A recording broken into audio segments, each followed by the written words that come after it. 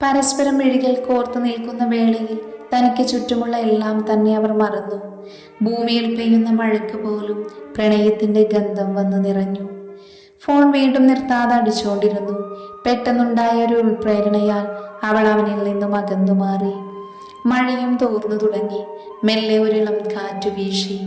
അതിലെന്തെന്നില്ലാത്ത കുളിർമ അവൾക്ക് തോന്നി. അവന്റെ മുഖത്തേക്ക് നോക്കാൻ തന്നെ അവൾക്ക് ചമ്മലായി. തനിക്ക് പെട്ടെന്നെന്താ പറ്റിയതെന്ന് അവൾ സ്വയമേ ചിന്തയിലാണ്ടു. മറിച്ചായിരുന്നില്ല അവന്റെ അവസ്ഥയും. ചുണ്ടിൽ ഊറി വന്ന പുഞ്ചിരിയോടെ ഒരു നിമിഷത്തെ ചിന്തയ്ക്കു ശേഷം അവൻ ഫോണെടുത്തു. ഹലോ, പറയടാ. ഡാ, എന്തായി കാര്യങ്ങൾ? അവൾ നിന്റെ കൂടെ തന്നെ ഉണ്ടോടാ? ഉണ്ടടാ, ഇതുവരെ ഞാൻ അവളോടൊന്നും പറഞ്ഞിട്ടില്ല. എന്തോ അവളിപ്പോൾ അതൊന്നും അറിയണ്ടെന്ന് തോന്നുന്നടാ. ഒരുത്തന്റെ മൗനം അവളെ നഷ്ടപ്പെടുത്തി. ഇനി നീയും അത് തന്നെയാണോ ചെയ്യാൻ പോകുന്നത്? ഒരിക്കലും ഇല്ലടാ. ഇപ്പോഴുള്ള എൻ്റെ മൗനം പോലും അവളോടുള്ള പ്രണയമാണ്. അതവൾ തിരിച്ചറിയുന്ന നിമിഷം അധികം വൈകാതെ എത്തിച്ചേരും. ഒരിക്കലും ഞാൻ അവളെ നഷ്ടപ്പെടുത്തില്ല. നിനക്കെന്നെ വിശ്വസിക്കാം. നിന്റെ വിശ്വാസം നിന്നെ രക്ഷിക്കട്ടെ. അല്ലാതെ ഞാനിപ്പോൾ എന്ത് പറയാനാ? എല്ലാം വരുന്ന പോലെ വരട്ടെ. എങ്കിൽ ശരിയടാ. അത്രയും പറഞ്ഞവൻ ഫോൺ കട്ട് ചെയ്ത് അവളെ നോക്കി. ഇപ്പോഴും അവൾ ഏതോ ചിന്തയിലാണെന്ന് അവൾക്ക് മനസ്സിലായി. അവനിൽ ഒരു പുഞ്ചിരി നിറഞ്ഞു. ഒരിക്കലും മറ്റൊരുത്തനും വിട്ടുകൊടുക്കില്ല പെണ്ണെ നിന്നെ ഞാൻ. നീ എൻ്റെയാ, എൻ്റെ മാത്രം. എൻ്റെ ഹൃദയത്തിൻ്റെ പാതി. ഈ ഹൃദയം തുടിക്കുന്നത് പോലും നിനക്ക് വേണ്ടിയാണ്, അവൻ മനസ്സിൽ പറഞ്ഞു. ശേഷം അവളോടായി ചോദിച്ചു, എഴുമത്തു, തനിക്ക് വിശക്കുന്നില്ലേ? ചിന്തയിൽ നിന്നും ഒരു നിമിഷം ഞെട്ടി അവൾ അവനെ തന്നെ നോക്കി. താൻ എന്താ പറഞ്ഞപ്പോ? ഓ, താനിത് ഏത് ലോകത്താടു മത്തു? ഞാൻ പറഞ്ഞതൊന്നും താൻ കേട്ടില്ലപ്പോ? ഒരു പുഞ്ചിരിയോടെ ഇല്ല എന്നവൾ കണ്ണടച്ച് കാണിച്ചു. എന്തു പറ്റി മത്തൂന്? ഒരു നാണമൊക്കെ മുഖത്ത്. ഈ ലോകത്തൊന്നും അല്ലല്ലോ ഇപ്പോ. എന്തു പറ്റിയടോ? ഒരു കള്ളച്ചിരിയോട് അവൻ ചോദിച്ചു. അയ്യോ, ഒന്നുമില്ല എൻ്റെ മാക്കാനെ, അവൾ തൊഴികയോടെ പറഞ്ഞു. എൻ്റെ മാക്കാനോ? ഓ സോറി, എന്ന വല്ലവൻ്റെയും മാക്കാനേ. എന്താ അതുപോലെ? അത് മതി. അത്രയും പറഞ്ഞവർ പരസ്പരം നോക്കി ചിരിക്കാൻ തുടങ്ങി. എത്രയൊക്കെ തടഞ്ഞിട്ടും യാത്രയിലുടനീളം അവൻ്റെ കണ്ണുകൾ അവളെ തേടിപ്പോയിക്കൊണ്ടിരുന്നു. നിലാവിൽ അവളുടെ മുഖം കൂടുതൽ സുന്ദരിയായി തിളങ്ങി. നിലാവിൽ കുളിച്ചു നിൽക്കുന്ന പ്രകൃതിയേക്കാൾ ശോഭ നിനക്കാണ് പെണ്ണെ എന്നവൻ മനസ്സിൽ പറഞ്ഞു. മാക്കാനെ? പെട്ടെന്നുള്ള അവളുടെ വിളിയിൽ അവനൊന്ന് നിന്നു. എന്ത് പറ്റിയടോ മത്തു? എൻ്റെ ചെരുപ്പ് പൊട്ടിയടോ. ഞാനിനി എന്തു ചെയ്യും? മുഖത്ത് സങ്കടം വരുത്തി അവൾ പറഞ്ഞു. ഹോ, അതിനാണ് താൻ ഇത്രയും സങ്കടപ്പെടുന്നേ? ചെരുപ്പില്ലാതെ നടക്ക്, അപ്പൊ പ്രശ്നം തീരില്ലേ? പിന്നെ എന്നെ കൊണ്ടൊന്നും പറ്റൂല. ഞാൻ ഇതുവരെ ചെരുപ്പില്ലാതെ പുറത്തിറങ്ങിയിട്ടില്ല. അതിനിപ്പോൾ എന്താടോ, ഇങ്ങനെ വയ്ക്കല്ലോ ഓരോന്ന് പഠിക്കുന്നേ. താൻ നടക്ക്, അടുത്തെവിടെയെങ്കിലും കടയുണ്ടെന്ന് നോക്കാം നമുക്ക്. അതുവരെ വേറെ വഴിയില്ലടോ. അല്ലാതെ വേറൊരു വഴിയുമില്ലേ? അവൾ തൻ്റെ താടിയിൽ തട്ടി ചിന്തിക്കാൻ തുടങ്ങി. അവൻ തൻ്റെ കൈകളാൽ അവളെ കോരിയെടുത്ത് നെഞ്ചോട് ചേർത്ത് പിടിച്ചു. ഇത് മതിയോ എന്ന ഭാവത്തിൽ അവളെ നോക്കി. നാണത്തിൽ കലർന്ന ഒരു പുഞ്ചിരി അവന് സമ്മാനിച്ചു മതിമറന്നവൾ തലയാട്ടി. തൻ്റെ വലതുകരം അവൻ്റെ കഴുത്തിന് പിന്നിലായി കോർത്ത് പിടിച്ച് അവൻ്റെ നെഞ്ചോട് ചേർന്ന് കിടന്നു. അവൻ മെല്ലെ അവളുടെ കാതോരം ചേർന്ന് മുഖമടുപ്പിച്ചു. അവൻ്റെ ചുടുനിശ്വാസം അറിഞ്ഞതോടെ അവൾ നാണത്താൽ മുഖം താഴ്ത്തി. ഡീ, എന്ത് സ്വപ്നം കണ്ട് നിൽക്കുവാണി പോത്തേ? ഒരു നിമിഷം ഒന്ന് ഞെട്ടി അത്ഭുതത്തോടെ അവനെ നോക്കി. അയ്യേ, അതൊക്കെ സ്വപ്നമായിരുന്നു. അപ്പോൾ ഞാൻ വെറുതെ ഓരോന്നൊക്കെ ആലോചിച്ച് കൂട്ടി. നീ ഇതെന്തു തേങ്ങ പറയുന്നേ? അപ്പം ഞാനിവിടെ കിടന്ന് പറഞ്ഞൊന്നും നീ കേട്ടില്ലേ? താൻ എന്താ പറഞ്ഞേ? ഓ, എന്നെ ചുമ്മാ ഭ്രാന്ത് പിടിപ്പിക്കാതെ പോകാൻ നോക്ക് നീ. ഞാനെന്ത് ചെയ്തിട്ടാ എന്നോട് ഈ ചൂടാവുന്നത്? താൻ നിന്ന് നിൽപ്പിന് സ്വപ്നം കാണാൻ നീ ആരാ? സ്വപ്നലോകത്തെ ബാലഭാസ്കരിയോ? അല്ല, തൻ്റെ കുഞ്ഞമ്മ. എന്തേ, അത് മതിയോ? ഡീ, ഇങ്ങനെ കിടന്ന് അലറണ്ട. എനിക്ക് ചെവിക്ക് പൊട്ടൊന്നുമില്ല. എന്താന്ന് വെച്ചാൽ മര്യാദയ്ക്ക് പറഞ്ഞാലും എനിക്ക് മനസ്സിലാകും. ദേഷ്യത്തോടെ അവൻ തൻ്റെ ഇരുകാലിലെയും ബൂട്ട്സ് ഊരി അവൾക്ക് നൽകി. ഇതെന്തിനാടോ എനിക്ക്? അതിശയത്തോടെ അവനെ നോക്കി ചോദിച്ചു അവൾ. തലയിൽ വെച്ചോണ്ട് നടക്കാൻ. എല്ലാവരും ഇത് തലയിലാണല്ലോ വെച്ചോണ്ട് നടക്കുന്നത്. പിന്നെ ഇത് തലയിൽ വെക്കാൻ താൻ രാമനാണല്ലോ. കണ്ട കാട്ടുമാക്കാൻ്റെ ഷൂസ് തലയിൽ വെച്ചുകൊണ്ട് നടക്കലല്ല എൻ്റെ പണി, അവൾ പുച്ഛത്തോട് അവനോട് പറഞ്ഞു. അതേടി, ഞാൻ രാമനല്ല, പക്ഷേ വൈകാതെ രാവണനാകും ഞാന്, നിന്റെ രാവണൻ. അവന്റെ വാക്കുകൾ ഒരു നിമിഷത്തേക്ക് അവളെ ഒന്ന് ഭയപ്പെടുത്തി. വിവരമില്ലാത്ത മനുഷ്യനാണ്, ചുമ്മാ അയാളുടെ കൈക്ക് പണിയുണ്ടാക്കുന്നത് എന്തിനാ എന്ന് ചിന്തിച്ച് അവൾ ഒരു ഷൂ എടുത്ത് ധരിക്കാൻ തുടങ്ങി. അയ്യേ, ഇതെന്താ കെട്ടുവണ്ണമാണല്ലോ, ഇത് തുഴഞ്ഞ് ഞാൻ എപ്പോൾ അക്കരയ്ക്ക് എത്താനാ? അവസ്ഥ കണ്ട് സഹതാപം തോന്നി ബൂട്ട്സ് ഊരി തന്നപ്പോൾ അതിനും ട്രോള് നോടി മൊത്തക്കണ്ണി. കൂടുതൽ ഡയലോഗ് അടിച്ചാലേ ആ പാടത്തേക്കെടുത്ത് എറിയും ഞാൻ, ഓർത്തോ നീ? അവൻ ദേഷ്യത്തോടെ പറഞ്ഞു. അവന്റെ മുഖത്ത് ദേഷ്യം കണ്ട് അവളൊന്ന് ഭയന്നുവെങ്കിലും കൂടുതൽ മിണ്ടിയ അടി ചോദിച്ചു വാങ്ങുന്ന അവസ്ഥയാകുമെന്ന് മനസ്സിലാക്കി അവൾ മൗനത്തെ ആശ്രയിച്ച് നടന്നു. ഒരു നിമിഷം അവൾ ഒന്ന് നിന്നു, പിന്നെ തൻ്റെ കൈകളിലേക്ക് നോക്കി. മാക്കാൻ തൻ്റെ കയ്യിൽ പിടിച്ചിരിക്കുന്നത് കണ്ട് അവൾ അത്ഭുതത്തോടെ അവനെ നോക്കി. ചുണ്ടിൽ വിരൽ ചേർത്ത് ഒന്നും മിണ്ടരുതെന്ന് അവൻ ആങ്ങി കാണിച്ചു. ഉള്ളിൽ ഉടലെടുത്ത ഭയത്തോടെ അവൾ കണ്ണുകൾ ഇരു സൈഡിലേക്കും പാഴ്ചു നോക്കി. അപ്പ കണ്ട കാഴ്ചയിൽ ഒന്ന് അനങ്ങാൻ പോലും ആവാതെ അവൾ ഞെട്ടി നിന്നു. പാമ്പ് മാക്കാനേ? എന്തോന്ന് പാമ്പ് മാക്കാനോ? അല്ല, പാമ്പെന്ന്. അവൾ ഭയത്തോടെ റോഡിന് നേരെ വിരൽ ചൂണ്ടി കാണിച്ചു. പാടത്തിന്റെ ഒരു സൈഡിൽ നിന്ന് റോഡിന് കുറുകയായി ഒരു പെരുമ്പാമ്പ് ഇഴഞ്ഞു മറുവശത്തേക്ക് പോയിക്കൊണ്ടിരുന്നു. അവൾ ഭയത്തോടെ മാക്കാനെ പുണർന്നു. ഒരു നെടുവേർപ്പെടാൻ പോലും കഴിയാത്തത്ര കരുത്തോടെ അവൾ അവനെ പിടുത്തമുറപ്പിച്ചു. തിരിച്ചൊന്നും പ്രതികരിക്കാനുള്ള സമയം പോലും അവന് കിട്ടിയില്ല. ആ നിമിഷം അവൾക്ക് വിധേയനായി അവൻ നിന്നുപോയി. എൻ്റെ പൊന്നളിയോ, ഇപ്പോഴൊന്നും ഇഴഞ്ഞു പോയേക്കല്ലേ? ദേ, എൻ്റെ പെണ്ണിനെ ഇതുപോലൊന്ന് ചേർത്ത് പിടിക്കാൻ കുറച്ചു നേരമായി ഞാൻ ആഗ്രഹിക്കുന്നു. ഇത്ര പെട്ടെന്ന് അത് നടത്തി തന്ന നിനക്ക് ഒരുപാട് നന്ദി. അവൻ മനസ്സിലോർത്ത് ചിരിക്കാൻ തുടങ്ങി. ഈ സമയം പാമ്പ് മറുവശത്തെ പാളത്ത് ഇഴഞ്ഞു നീങ്ങിയിരുന്നു. അവളാകട്ടെ ഇതൊന്നും അറിയാതെ അവനെ ഇറുക്കെ പിടിച്ചു നിൽപ്പാണ്. പെട്ടെന്നൊരു ശബ്ദം കേട്ട് അവൻ തനിക്ക് ചുറ്റും വീക്ഷിക്കാൻ തുടങ്ങി.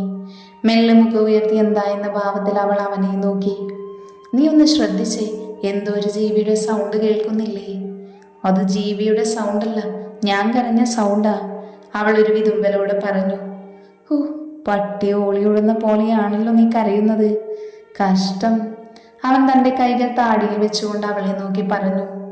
നീ പോടാ മാക്കാനെ എന്ന് വിളിച്ചവൾ അവനെ വീണ്ടും ചേർത്ത് പിടിച്ചു. അതെ മേഡം, ഈ പിടിയൊന്ന് അഴിച്ചിരുന്നെങ്കിൽ എനിക്ക് മര്യാദയ്ക്കൊന്ന് ശ്വാസം എടുക്കാമായിരുന്നു.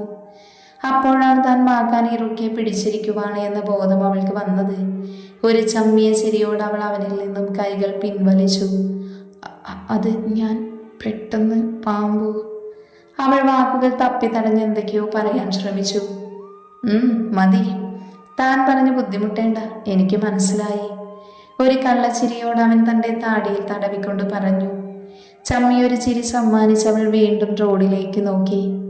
അയ്യോ മാക്കാനെ, ഇവിടെ കിടന്ന പാമ്പ് എവിടെ പോയി? കിടന്നു മതിയായപ്പോ നിന്റെ അച്ഛനെ കാണാൻ എഴുന്നേറ്റ് പോയി, നിന്നെ പെണ്ണാലോചിക്കാന്, അവൻ ദേഷ്യത്തോടെ പറഞ്ഞു. ശേഷം മുന്നോട്ടേക്ക് നടന്നു. അവൾ അവന് പിന്നാലെയും ഓടാൻ തുടങ്ങി. അതെ, ഒന്ന് നിന്നേ, ഞാൻ പേടിയായതുകൊണ്ട് ചോദിച്ചതല്ലേ, അതിനിങ്ങനെ ചൂടാവല്ലേ മാക്കാനെ? അവൾ അവൻ്റെ കൈകൾ പിടിച്ച് അവൾക്ക് അഭിമുഖമായി നിർത്തി പറഞ്ഞു. കിതപ്പോടെയുള്ള അവളുടെ നിൽപ്പ് കണ്ട് ഇമച്ചിമ്മാതെ ഒരു നിമിഷം അവൻ അവളെ തന്നെ നോക്കി നിന്നു. നിന്റെ ഈ മിഴികൾ എന്നെ കൊല്ലാതെ കൊല്ലുവാ പെണ്ണെ, നിന്നിൽ നിന്നും ഇനിയൊരു മോചനം എനിക്കില്ല, അവൻ ആ നിമിഷം മനസ്സിലോർത്തു. അവൻ്റെ കണ്ണുകളെ കാണാതെ പോകാൻ തനിക്കാവില്ല എന്ന ചിന്ത അവളിലും ഉടലെടുത്തു. ഒരു നിമിഷം അവളും അവനെ തന്നെ നോക്കി നിന്നു. പരസ്പരം ഒന്നും മിണ്ടാതെ അവർ മിഴികളിലൂടെ വാക്കുകൾ കൈമാറി നിന്നു. കണ്ണുകൾ തീർത്ത കാന്തിക വലയത്തിൽ അവർ തങ്ങളുടെ ലോകം സൃഷ്ടിച്ചു. പെട്ടെന്നുണ്ടായ ഉത്ബോധത്തിൽ അവൻ അവളിൽ നിന്നും അടർന്നു മാറി. എന്താ ഇപ്പൊ സംഭവിച്ചത് എന്നറിയാതെ ലജ്ജയിൽ അവളും തല താഴ്ത്തി നിന്നു. ഉള്ളിൽ ഉടലെടുത്ത പുഞ്ചിരി മുഖത്ത് പ്രതിഫലിപ്പിക്കാതിരിക്കാൻ ഗൗരവത്തിന്റെ മുഖം മൂടി അണിഞ്ഞ് അവനെ നോക്കി. എന്തെന്നിങ്ങനെ നോക്കി നിൽക്കുന്ന നീ? എന്തെങ്കിലും ചോദിക്കാനുണ്ടോ മത്തു എന്നോട്? തന്നെ ഞാൻ എവിടെയോ വെച്ച് കണ്ടിട്ടുണ്ട് മാക്കാനെ, പക്ഷേ എവിടെ വെച്ചാണെന്ന് എനിക്ക് എത്ര ആലോചിച്ചിട്ടും ഒരു എത്തും പിടിയും കിട്ടുന്നില്ല. ഇതിനു മാത്രം ആലോചിക്കാൻ എന്തിരിക്കുന്നു? അത് സിമ്പിളല്ലേ, വല്ല ഭ്രാന്താശുപത്രിയിൽ വെച്ചായിരിക്കും. സീരിയസ് ആയി പറഞ്ഞതാ ഞാൻ. അപ്പൊ ചുമ്മാ പഠിച്ച തമാശ ഇറക്കിയാലേ എൻ്റെ സ്വഭാവം മാറും, പറഞ്ഞേക്കാം. ഒരു ലോഡ് പുച്ഛമുഖത്ത് വരുത്തി അവൾ പറഞ്ഞു. ഒരു ചിരി അവൾക്ക് സമ്മാനിച്ച് അവൻ വീണ്ടും നടത്തം തുടർന്നു. മനസ്സിൽ ഉടലെടുത്ത സംശയവുമായി അവളും അവനൊപ്പം നടന്നു. നടന്നു തളർന്നവർ ഒരു കടയ്ക്ക് മുമ്പിൽ എത്തപ്പെട്ടു. ഒരു കുഞ്ഞു ഓലമേഞ്ഞ ഷെഡായിരുന്നു അത്. തമിഴ്നാട്ടിൽ സാധാരണ ഉൾപ്രദേശത്ത് കണ്ടുവരുന്ന തരം ചായക്കട.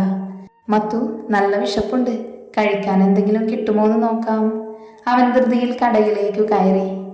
അണ്ണ സാപ്പിടത്തേക്ക് എന്നാ കിടക്കുമെങ്കിൽ അവൻ അലിവോട് ചോദിച്ചു.